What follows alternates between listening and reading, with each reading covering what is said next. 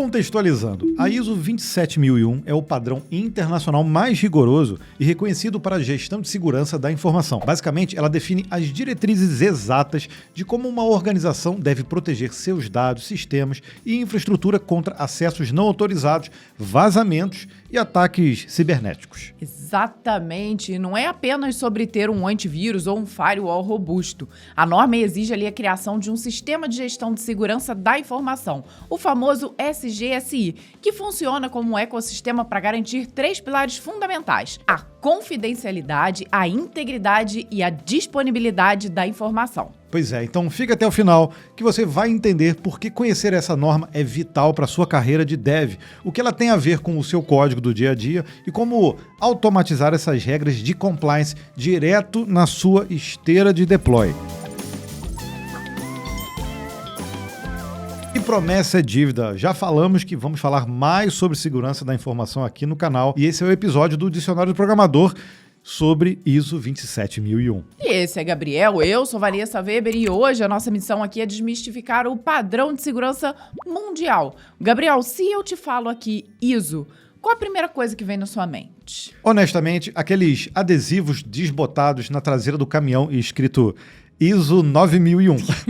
Ou então aqueles arquivos ISO que a gente baixava para instalar Windows, Linux, lá nos anos 2000. Ok, justa a sua comparação, viu? Mas a ISO, a International Organization for Standardization, é muito mais do que isso. Ela está sediada em Genebra e é uma organização não governamental que define padrões ali para tudo. Desde a rosca do parafuso que segura aí a sua cadeira até o formato do cartão de crédito. Mas nós vamos focar na tecnologia com a família 27000 da ISO. A ISO IEC 27001 define aí os requisitos para um SGSI. Só para a gente deixar todo mundo na mesma página, a IEC é a International Electrotechnical Commission, que é parceira da ISO nessa jornada. Já o SGSI não é um software que você compra e instala no servidor. Ele é um framework de gestão. É um conjunto sistêmico de políticas, procedimentos, processos e, claro, tecnologia, desenhado para gerenciar riscos. E tudo isso gira em torno de proteger a chamada tríade CIA. E essa não é a CIA que você está pensando. Essa que nós estamos falando é a Confidentiality, Integrity e Availability. A confidencialidade é o famoso só entra quem pode. Ele deve garantir, por exemplo, que um funcionário qualquer não tenha um acesso de leitura na tabela de salários no banco de dados. Se não tem a credencial, a chave SSH ou mesmo o token JWT certo, é Access Deny na cara. Já a integridade garante que o dado que foi gravado é o mesmo que vai ser lido. Então não pode ter tido nenhum update malicioso no banco de dados ou nenhum tipo de man in the middle alterando o pacote JSON no meio da requisição. Entram aqui, por exemplo, hashes, assinaturas digitais e Git commits assinados. A disponibilidade tem relação aí com o servidor estar ativo, disponível e preparado para suportar um pico de acesso. É ter redundância, backup que funciona e que foi testado e proteção contra DDoS, só para citar aí alguns exemplos. Afinal de contas, se o sistema é seguro, mas ninguém consegue acessar, então ele é inútil. A ISO 27001 é basicamente um manual de instruções auditável para garantir que esses 3 pilares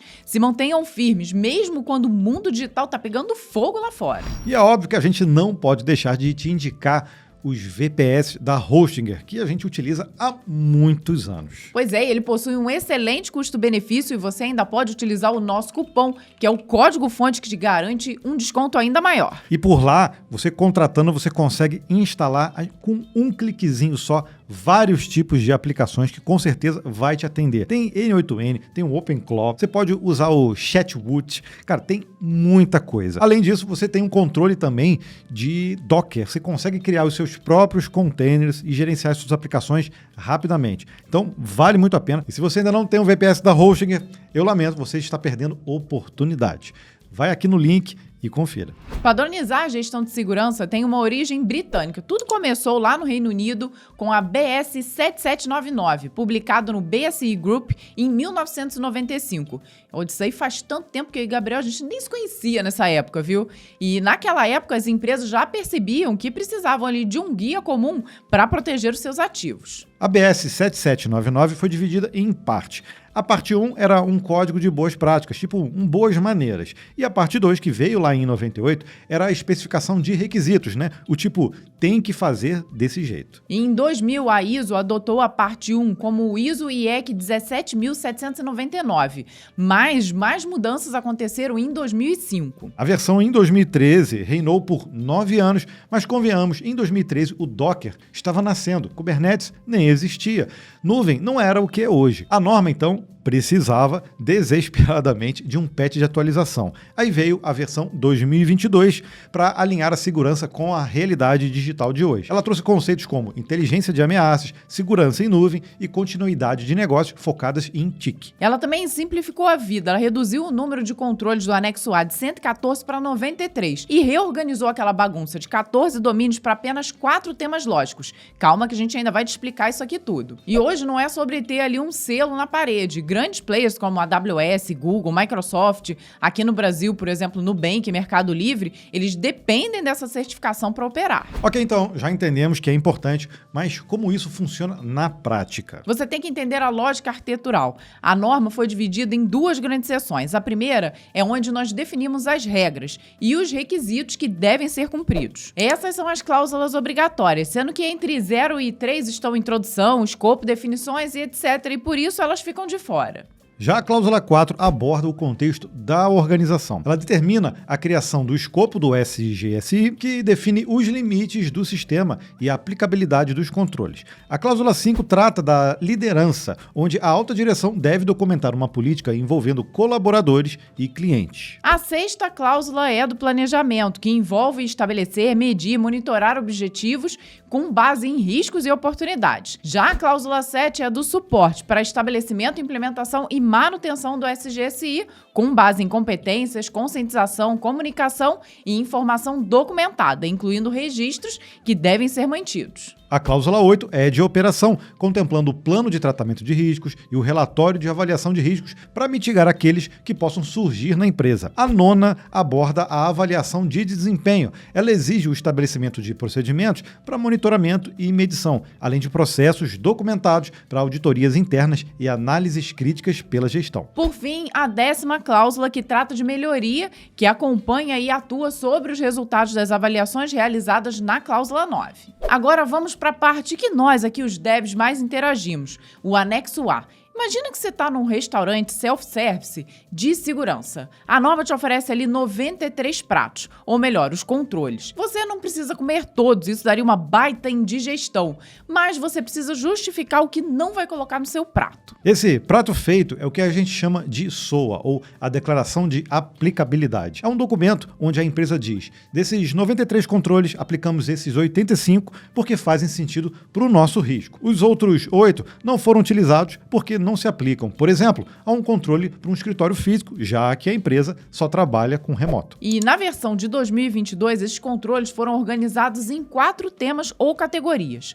Organizacional, que inclui 37 controles. Basicamente, é a governança, inclui aí política, gestão de fornecedores, inteligência de ameaças. Pessoas com 8 controles, treinamento, onboarding, offboarding, trabalho remoto, bem importante, porque o elo mais fraco geralmente fica entre a cadeira e o teclado. Físico, com 14 controles, câmeras, crachás, proteção contra incêndio, limpeza de mesa e por aí vai.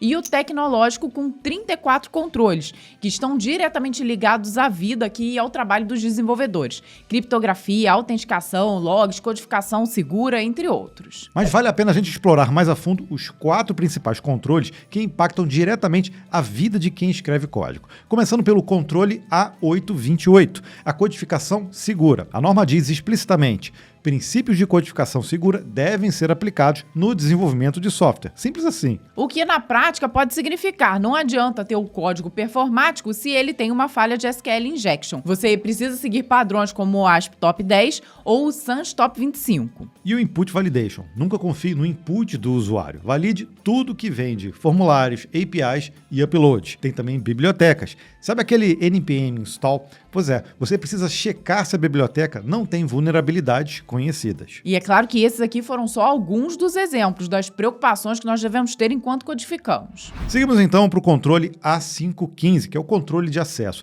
o famoso quem é você e o que você quer. Na prática, temos o Least Privilege, ou princípio do privilégio mínimo. Por exemplo, se o microserviço só precisa ler dados, ele não ganha permissão de escrita. O Role-Based Access Control, que quer dizer acessos baseados na função, não na pessoa. O João não tem acesso ao banco de dados, o grupo DB Admins tem, então o João entra nesse grupo. Isso vale também para APIs, tokens, JWT, com scopes bem definidos. Nada de ter admin true para todo mundo no payload. O próximo é o controle A58, de segurança da informação na gestão de projetos. Nós já sabemos, mas é importante reforçar que a segurança não entra ali como uma camada depois do desenvolvimento. Ela deve estar integrada em todo o processo, o chamado Security by Design. Seja na daily, na planning, na concepção da feature, em todos os momentos, alguém tem que perguntar: isso abre brecha de segurança? É preciso definir requisitos de segurança antes de codar? Chegamos então no controle A825, ciclo de vida de desenvolvimento seguro. E aqui entra o CI/CD. Na prática significa, por exemplo, que devem existir testes de segurança, ou seja,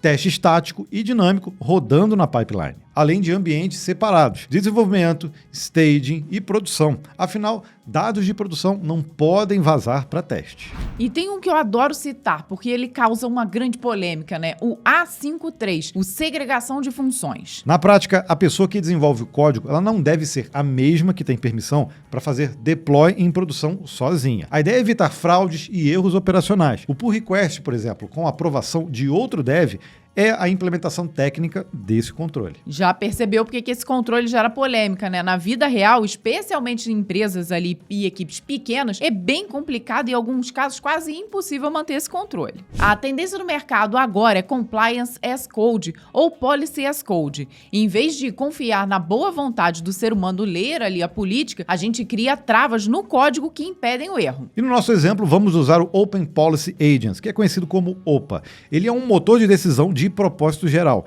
Ele desacopla a decisão, ou o que pode fazer isso, né, da aplicação, e pode escrever as regras e políticas de decisão de forma declarativa, usando a linguagem Regal. Então deixa eu citar mais dois cenários aqui reais para ISO 27001. Imagina que a política da sua empresa, baseada na ISO, diz que nenhum bucket S3 pode ser público. Se um deve tentar subir, então, um Terraform criando um bucket público, a pipeline tem que quebrar. Esse é o código do Regal. O auditor não precisa entrar na AWS para verificar. Ele olha o código da política e o relatório da pipeline. Se tiver algum problema na configuração, a mensagem de erro vai ter aparecido no log. E se o dev quiser verificar mais um tipo de controle de acesso ao mesmo tempo, é possível usar a ACL igual Public Read Write, adicionando mais uma linha ou usando um array de valores proibidos. Agora vamos então a um exemplo aí simplesão no mundo dos containers. A norma pode dizer para restringir privilégios e nunca rodar containers como root ou com a flag privilege. Isso aí, no fim das contas, é pedir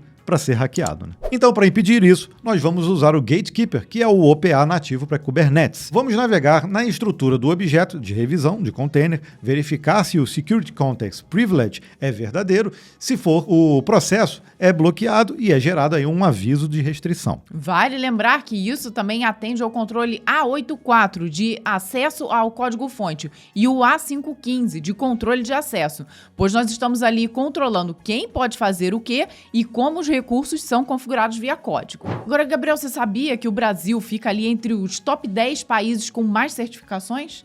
Olha, confesso que só descobri enquanto eu fazia a pesquisa para esse vídeo. O Brasil fica ao lado de gigantes, tá? Como China, Japão e Reino Unido. São mais de 96 mil certificados válidos, considerando aí várias normas, mas com destaque crescente para TI. Isso é muito importante, pois segundo o ISO Survey 2024, empresas certificadas fecham contratos Enterprise 40% mais rápido. O Nubank é um exemplo clássico. Ele possui a certificação 27001, que garante ali aos investidores e os reguladores que os dados de mais de 100 milhões de clientes estão blindados. E olha que interessante, ó, o recurso modo rua do app do Nubank é uma aplicação prática dos conceitos da ISO. Quando você sai de casa, que é geralmente uma rede Wi-Fi segura, o app limita as transações. Isso é controle de acesso contextual, alinhadíssimo aí com os controles de segurança móvel e acesso lógico. Outro excelente exemplo é o Mercado Livre, que opera pagamentos com Mercado Pago, logística e varejo. A superfície de ataque deles é imensa e eles combinam a ISO 27001 e a PCI DSS, um padrão de segurança para cartões de crédito. No relatório anual de 2024, eles destacaram aí a recertificação da ISO 27001 como um pilar de confiança do ecossistema. E o Mercado Livre aplica o conceito Zero Trust, ou confiança zero, onde nada é confiável por padrão.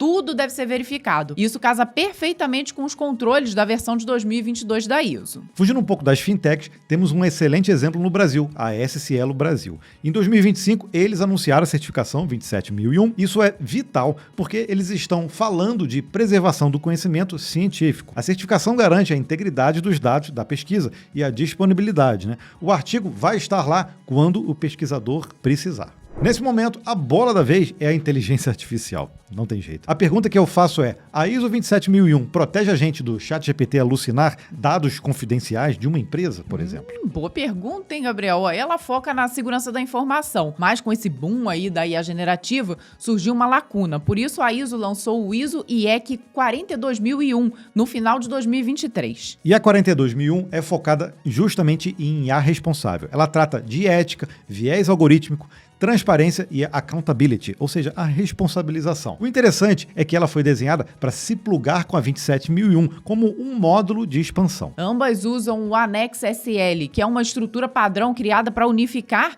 a forma como diferentes normas de sistemas de gestão são organizadas. E empresas que já têm a 27001 conseguem implementar a 42001 até 40% mais rápido. Ou seja, o futuro da governança tech está na união da ISO 27001, que protege os dados, mais a 27701, que protege a privacidade com a LGPD, a GDPR e a ISO 42001, que garante a governança de IA. Pois é, vale mencionar a conexão com a LGPD, a Lei Geral de Proteção de Dados. A ISO 27001 é um como fazer técnico para atender às exigências legais da LGPD. O controle A534 de privacidade e proteção de informações pessoais identificáveis é basicamente um link direto com a lei brasileira. Eu sei que esse tipo de certificação parece burocrático, mas implementar controles de segurança, revisar acessos, segregar funções e automatizar políticas com código, tudo isso é software seguro e de qualidade de verdade. Se você curtiu esse conteúdo, dá um tapa aí naquele like, porque deu trabalho para compilar tudo isso. Se inscreve no canal, ativa o sininho e comenta aqui embaixo. Na sua empresa, a segurança é levada realmente a sério? Se a resposta for não, talvez seja melhor você mentir um pouquinho e correr atrás para que isso mude, viu? E a gente se vê no próximo vídeo. Tchau, tchau! Agora, para continuar aprendendo sobre segurança no mundo do desenvolvimento de software, nós temos que te indicar aqui um outro vídeo, viu? Esse dicionário do programador de DevSecOps. Isso é mais que uma ferramenta, tá? É uma cultura que utiliza boas práticas e introduz o aspecto de segurança mais cedo aí no ciclo de vida de desenvolvimento de software. É imperdível e você que é dev tem que conhecer.